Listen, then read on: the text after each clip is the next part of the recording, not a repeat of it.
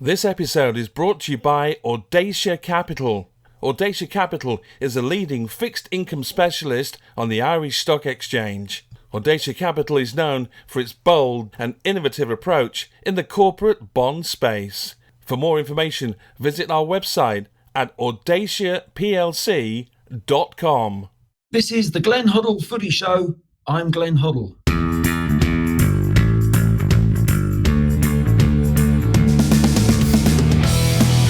Welcome to the Glenn Hoddle Footy Show. This is episode 34. Episodes are released every week, and we hope you will join us throughout the season. Today, Glenn looks forward to the second legs of the Champions League semi-finals and tells us if he thinks we'll see an all-English final in Istanbul later this month.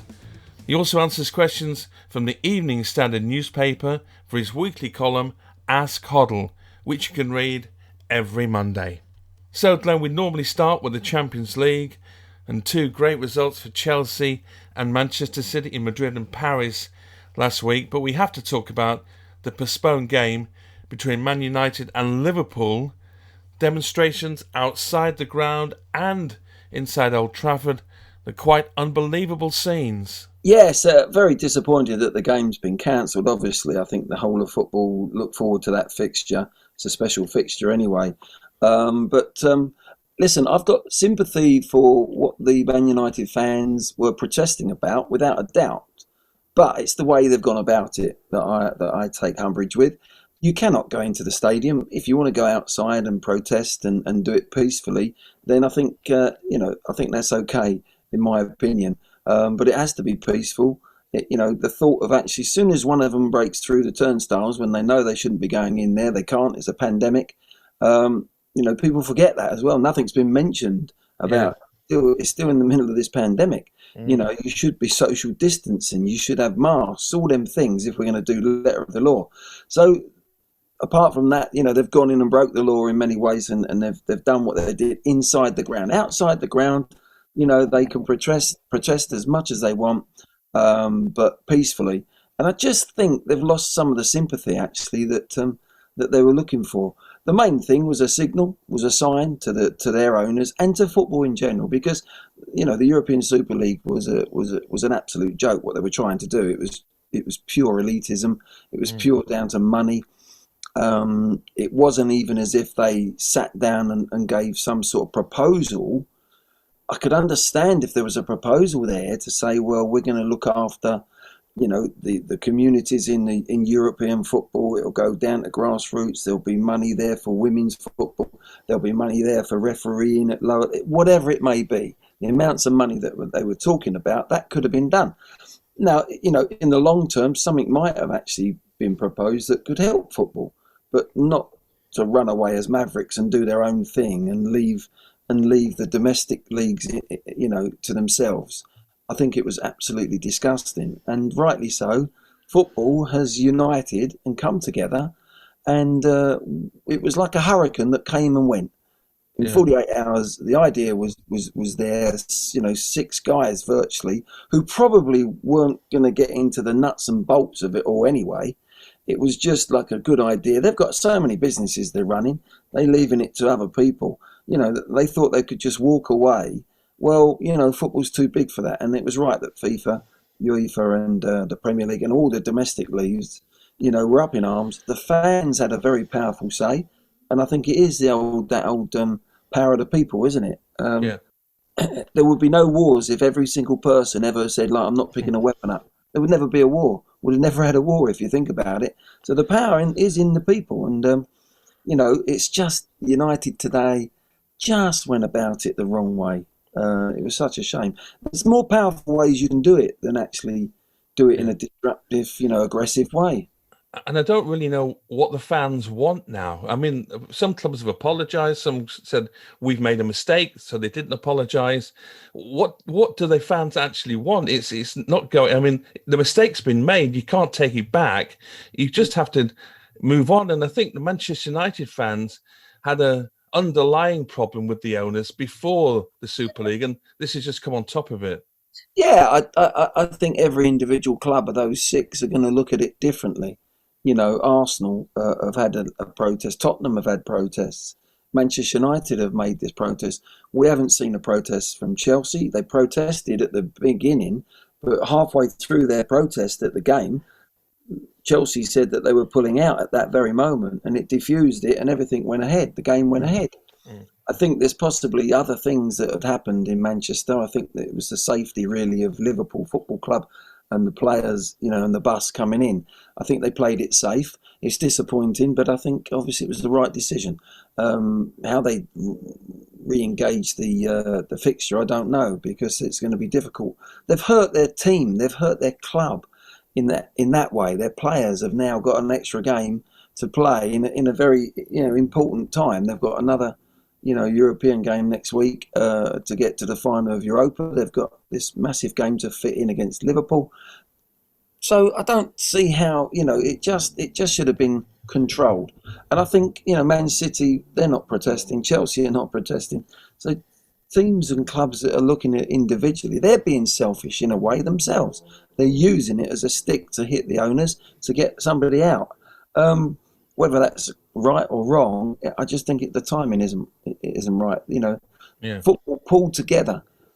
Actually, that proposed Super League has actually pulled football all together, clubs together, fans together, and then something like this happens. I just felt that the sympathy isn't there as much as it should be.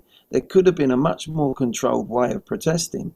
I get it. There's a big game and it goes round the world, but do it in a more sort of fashionable, classy way. Do it in a safer way. Do it in a way where they can actually be heard. It was obviously planned to do it, but I think they've missed the boat a little bit. Let's get some readers' questions from the Evening Standard readers, and they're quite London-based this week. Dave asks, who do you think Spurs should target as their next manager? Well, that's a difficult one, Chris. There is no real answer. I think Nagelsmann was the one that I think Spurs would have been targeting without a doubt. And obviously he's now gone to Bayern Munich, so it leaves there is no real candidate there at this moment in time.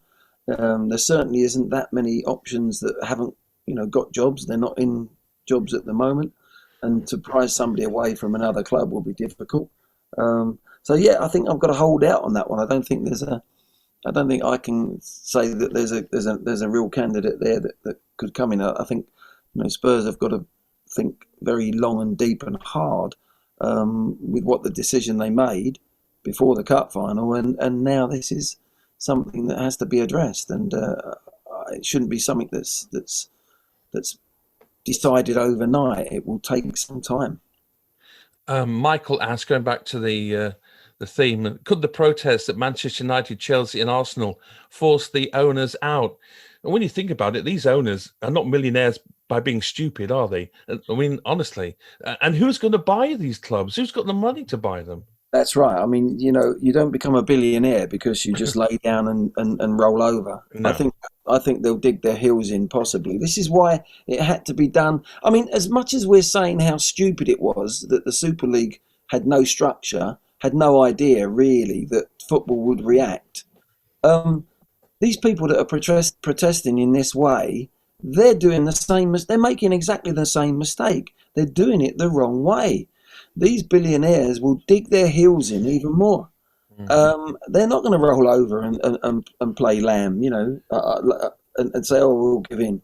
They're going to dig their heels in. They're going to make it even harder, maybe, to move on and sell if that's what the fans want at those clubs. So, unfortunately, it hasn't been thought about. Very much like everyone was laughing at the way the Super League was going to just run off into the hills and merrily go and make loads of money for themselves. These fans are doing it the wrong way. They really are. Make a protest, yes, but do it in a constructed and in a way that actually has more impact on these owners. Sit down with them, talk to them, and now's the time to do that. And of course, you don't know who you're going to get in as the next owner. Should, say, the Glazers sell up, who's going to buy them? They're not going to be, it's not going to be a Man United fan, is it? It's not going to be a fan that's going to come in and go, right, you fans can do anything you want to now. We're going to reduce the season tickets and cups of tea are free. I mean, you just don't know who you're going to get. No, that's right. But if you look into some of these situations, like, I don't know, that money has been spent on Manchester United. It has been spent at different clubs. Yes, there'll be frustration and there'll be cribbing about lots of different things, but you've got to look at the facts as well.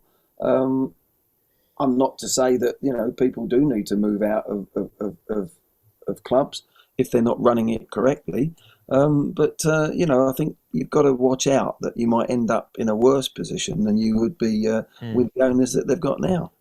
And United are second in the league. Anyway, we'll move on. Sarah asked, do you think Chelsea will finish the job against Real Madrid in the Champions League this week? Yes, I do. I said before the first game I felt over 2 legs that they would get through. They're not playing the most greatest Real Madrid side ever. Madrid have had some wonderful teams, in the last 30 years, of course, and more. Their history is incredible. 13-time winners of the European Champions League. But this Real Madrid side, has got injuries to that squad as well. I think they'll have a stronger side at the Bridge on Wednesday than they had in the first leg. And I think Chelsea are going to have to play exceedingly well. But I felt there was major parts of that game where they were in control, Chelsea. They might actually, they'll be ruining the fact that they were in control, and they might have actually won the game and should have maybe got the second goal. That's the key. If they do go out, that would be where they've lost it. But I think they should be buoyant. I think they should be positive, and I think they'll win the game. I really do. Ramos looks like he's going to come back in, which will strengthen Real Madrid. And I think Hazard is another week further down the line with his fitness. Whether he starts or not is another thing, but he's not been playing well, as simple as that. He looked very timid. I thought when he got the ball, he didn't want to go past anyone, did he? If Reece James takes him out, he won't be getting up again, will he? Let's be honest. The difference in size of those two. Yeah, but to be honest, Chris, he's played against big players before and he's roasted them. At the end of the day, he's turned them inside out. I think he's not fit. You can't expect a guy to be out like he has been with loads of injuries, and just because it's Eden Hazard, he's going to turn it on and he's gone back to square one. No way. Nobody does that. The great Pele, Maradona, Messi, Ronaldo, the greatest players in the world, can't just turn that on like a switch. It's a progression, and obviously it's come too quick this time.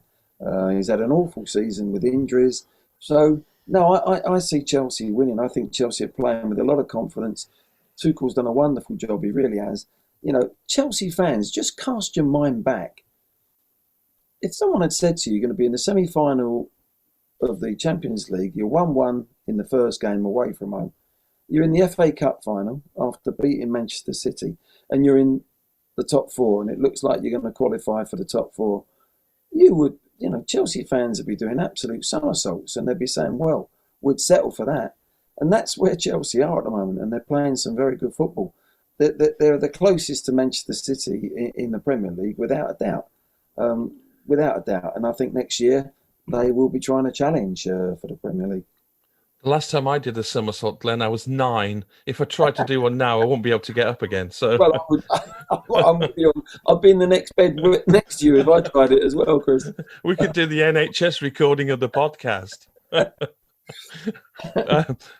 Right, I'm just going on to the other one. Manchester City. Did they get the tactics wrong in the first half? Did Pep get it wrong? Or did Pochettino just not have any tactics at all, and their players from PSG just ran out of steam? Hey, listen, you've got to say PSG are a type of side that could do that to any team. They're at home, be it with no fans, but they're at home. They were up for that game. Their energy levels were up, and they were, they can do that. And by my word, Man City hang on. They defended stoutly. They defended, blocked things. But I've got to give credit to Manchester City and Pep. At half-time, all he did really in many ways was to say, look, we're not standing for this. We're going to press them hard. We're going to make the complexion of this game completely different. We're going to press them high. We're going to press them hard.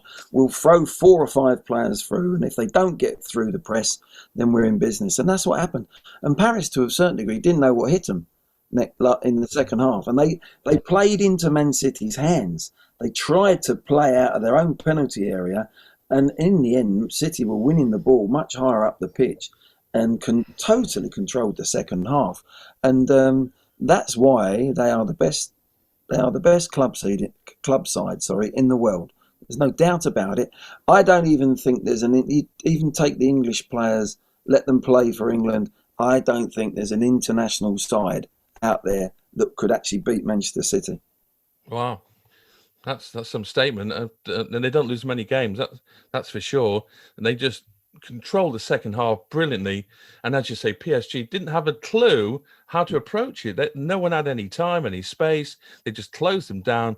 Yeah. And fantastic result. I could not see that happening in the second half. And all credit to Manchester City. Could be an all-English final, as you sort of predicted a while back. It was one of them games, Chris, where if you analyse the first half and the second half, if ever there was a game where you said it was a game of two halves, but it felt like that there was 3 months in between the two halves. It was as if it was a different time in the season. Yeah. The change round was that much. It was incredible. It really was. PSG first half were excellent, and they've got players that can. They needed the second goal then, you just think this isn't the second half. You're thinking this just isn't the same game. This is taking place like the first half was 3 months ago, and we're now playing a different game. And I think City will finish them off. I really do. I mean, that's the other thing. Let's think about it. If Arsenal get through, Man United look like they're obviously through. We could have, a double. We could have Europa and the Champions League. My word, that would be some fate, wouldn't it? We could create our own European Super League. We don't need the rest. Exactly. Great point. Yeah. You can tell why they wanted 6 of our clubs in there before possible finalists. Exactly, and that's why that's why the Italians and the Spanish, particularly, and the Portuguese, they'd be so happy to run off into the hills with all this money, because they're struggling. They really are struggling financially. Their games are the crowds are down, the sponsorships down, everything, television rights. So Italy and Spain particularly, they are having a hard time, and so this is why it's high up on their agenda, this Super League. Fortunately, football's come together and just almost knocked it out of the park. It's a home run. We're going down the baseball route now. That's the only thing we haven't spoken about. Smashed it out of the ground, and that's the right thing to do. As we said, we're coming back to that, but I think people just need to take a breath and just say, how are we going to get if they're going to use that, and they are using it to try and get owners out, do it a different way than they showed at Manchester. Protest by all means, but make it safe, make it comfortable, make it shrewd, make it sensible. You've got to do it that way, and these people will listen far more, I think, than they will if it's like it was at Old Trafford today. They'll just dig their heels in. This episode is brought to you by the Lily White Foundation. We believe sport is fundamental to the development of young people, but sadly, many young people in difficult financial or social circumstances don't get the opportunities most of us take for granted.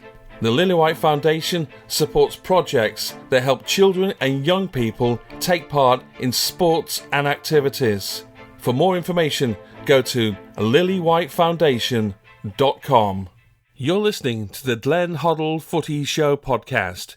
If you'd like to get in touch with Glenn, this is how to do it. To get in touch with Glenn with a question for a future Footy Show podcast, you can email glenn@midnightuk.co.uk or send a tweet to @midnightmix. I've got some Spurs questions for you from fans around the world, and I know you're a big Spurs fan, so I don't know how you want to go and answer these. But Noel, who's a very regular listener, he's a massive fan. He downloads a podcast every Monday, listens to it, and sends us messages all the time. So thanks, Noel. He's over in Dublin. Appreciate you listening in. He says, where did it go so badly wrong for Jose? And in your valued opinion, as a true Spurs man, he says, what's the best way forward now for Tottenham? Well, that is the best way forward is a there's a 6-hour discussion. It's it's a squad problem, isn't it? Not just a team problem. I think it's more than that. I don't think the 11 at the moment is good enough. I think at the moment it's at a crossroads. Tottenham, the squad is. It needs improvement. There's been some money spent, but it hasn't been spent, I don't think, wisely. I think Højbjerg has been excellent. Other than that, you're questioning some of the players that, the actual the players that have come in haven't performed. Whether they're great players or good enough, they haven't performed for whatever reason, as well as they should or could have done. So I think that's a problem. They do need an influx of fresh players. They really do. They've got to keep hold of Harry Kane and Son. That is the major thing at the moment. Is that it's nothing to do with yes, it needs a new influx of players, but the most important thing above that is keeping your best players. So that's a must for Tottenham. They've got to finish. Based on that, then, what did you make of Harry Kane's comments about wanting to win team trophies? That was a newspaper article that went about all over the UK. He was named London's Premier League Player of the Year last week. Can you see him putting him in a transfer request? And what would it mean for Tottenham if he did? Well, the problem there, that the real deal, actually, a lot has been said, lots going to be written about Harry and speculation, but the bottom line is I think he's under contract for till 24, and he's 28 in July. So there are other consequences to the whole scenario with Harry. So you would imagine that Daniel Levy wouldn't ever let him go for, what figure would he put on him? So there is a slight, you can't just up tools and go. That won't happen. But so there's got to be some delicate sort of negotiations there if he wants to leave. Yes, would you blame him? No, you wouldn't. But at the end of the day, if he's under contract, Son is the same. You do everything to try and keep them too, and then add to the squad. That's why I think it's a bit of a crossroads for Tottenham at the moment. For the long term, it's been a funny season. They were top of the league. There was all this, but there was 7 or 8 other teams top of the league in this year. Southampton were top of the league for a week, I think, weren't they? Exactly. It's been a strange old season. It really has. But the class horse has come through. Has come through the field. They didn't start the race very well, but they've come through. And Man City, being the class horse, has won it in a canter. You got your Grand National link in there again. Well done. Richard has emailed in. He said, Glenn, and he starts off with really nice things, so you have to answer these questions. You see, that's how they do it. You more than anyone will know what it takes to be a great midfielder at Spurs. He says, there's no questioning Ndombele's talent, but what you've seen, should Spurs try to cut their losses with him?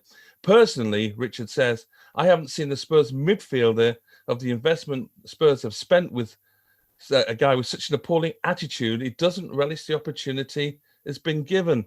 Ndombele and Lo Celso are both a downgrade on Eriksen and Ndombele, according to Richard. You were a fan, weren't you, of Ndombele's? I quite like him in the sense that he does some unbelievable things on a football pitch, some things that are so unusual, and he can be creative. I think he takes too many touches. I think he slows the game down. And I would agree, those two players are nowhere near as good as Eriksen. Listen, Eriksen wasn't very good at the beginning. He had a couple of seasons where he was poor. And then he hit the straps. He had 2 or 3 seasons maybe where he was great. He was excellent, just what Tottenham needed. And if you remember, he was poor for a year and a bit under Poch, and going in as he left the club, he was awful in many ways. So he had this little sort of purple period where that's the player that Tottenham need at this moment in time.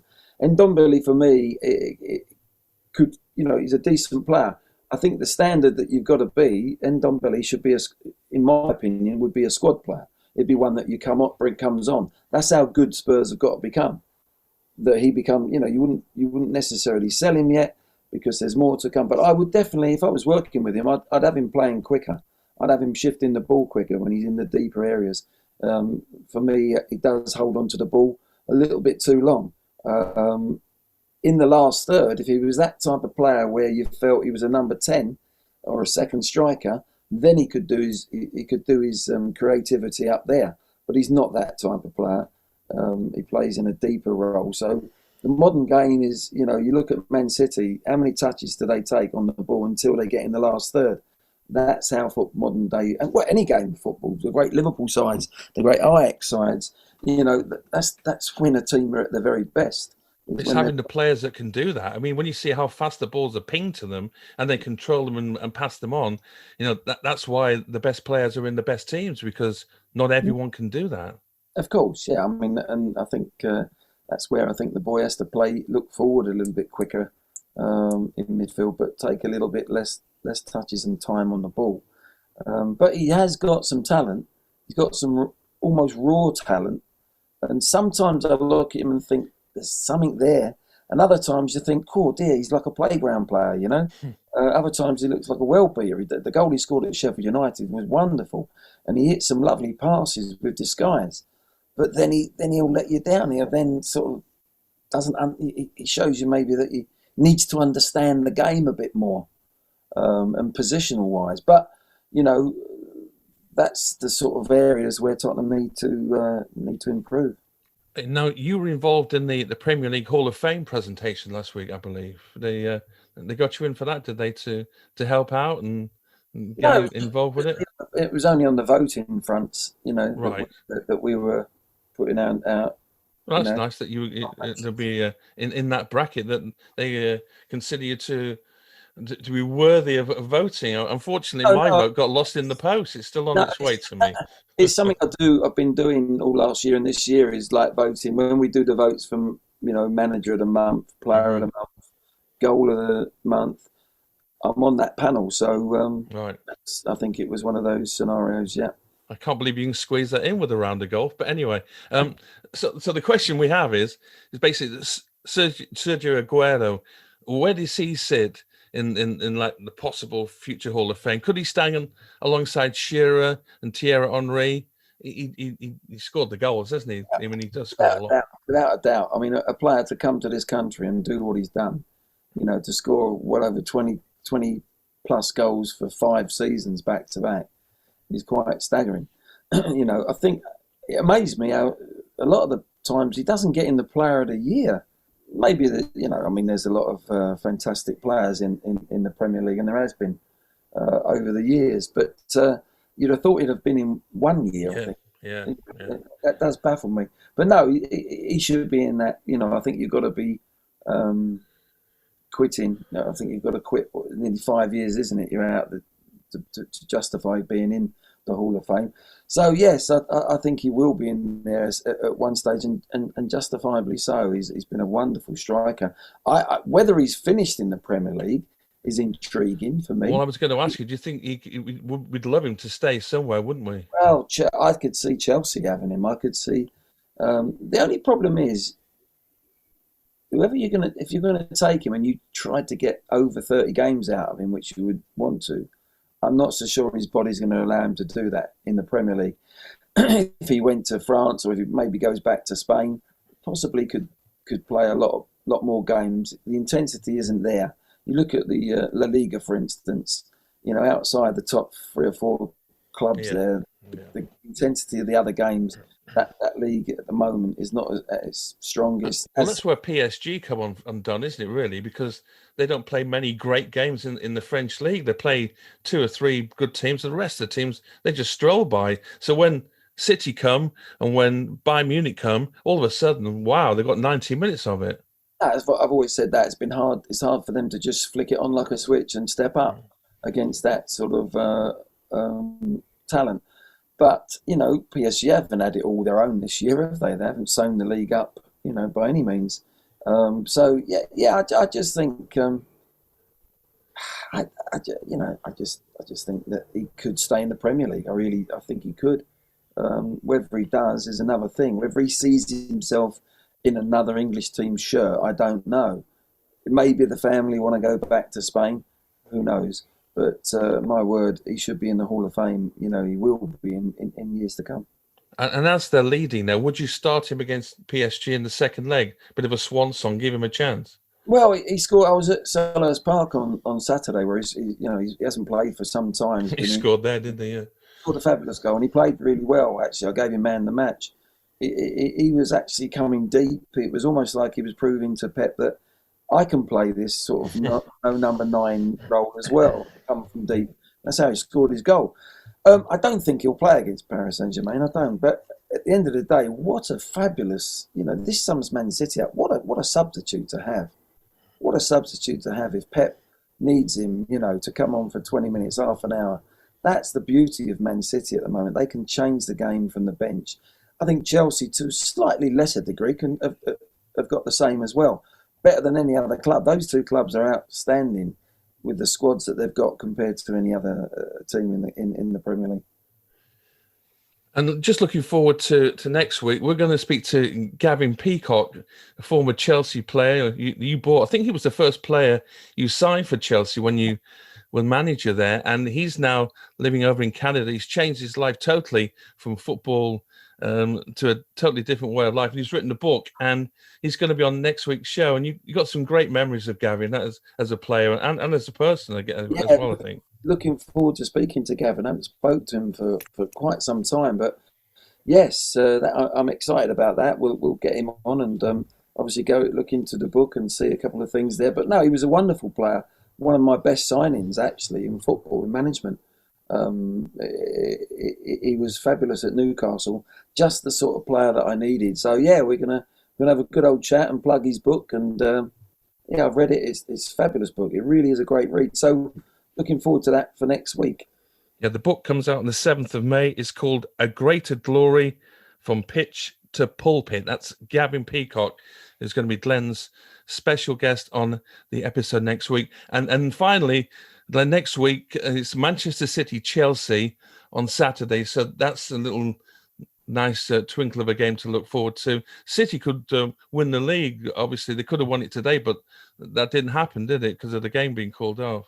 That's what I'm saying. So actually, in some sort of disguised way, it makes the game more interesting.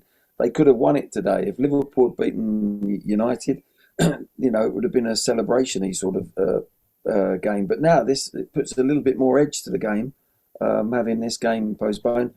I can't see them fitting it in before that match. Oh, so yeah, it's going to be interesting. I mean, they've beaten them in the FA Cup semi-final. They've beaten them. So I think Chelsea are the closest team to City. I've said that, and I think they will be next year. So I'm very intrigued to see that game and see how close they are in many ways. It's a funny thing. They've both got. Well, we'll know whether it's the Champions League final. Yeah. And that puts another bit of spice on it, doesn't it? If they're going to play each other in Istanbul, wow, that's going to be incredible, isn't it? So that's ironic, isn't it? Who would have thought that at the beginning of the season?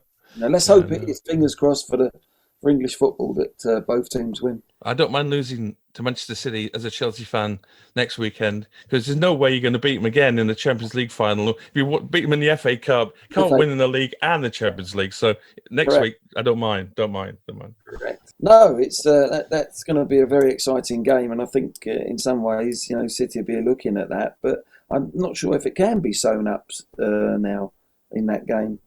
Actually, they still won't know. If they did beat Chelsea, they would still need to. I think, I'm not 100% sure, beat Newcastle on the Friday night. Right. United play Villa on Sunday away, so they'd probably have to lose that, wouldn't they? Yeah. By the way, Villa played really well yesterday. My goodness me, what happened to that? And great game. Yeah, that was a really good, interesting game, wasn't it? Villa proves that they can play like that without Jack Grealish. Well, that's all for this week. Thanks very much for joining us. We'll be back again next time with special guest Gavin Peacock, a former Chelsea striker whose book comes out on May the 7th. So make sure you join us as Glenn chats to Gavin next time on episode 35. Have a great week and stay safe, everyone. That's all for today. See you next week.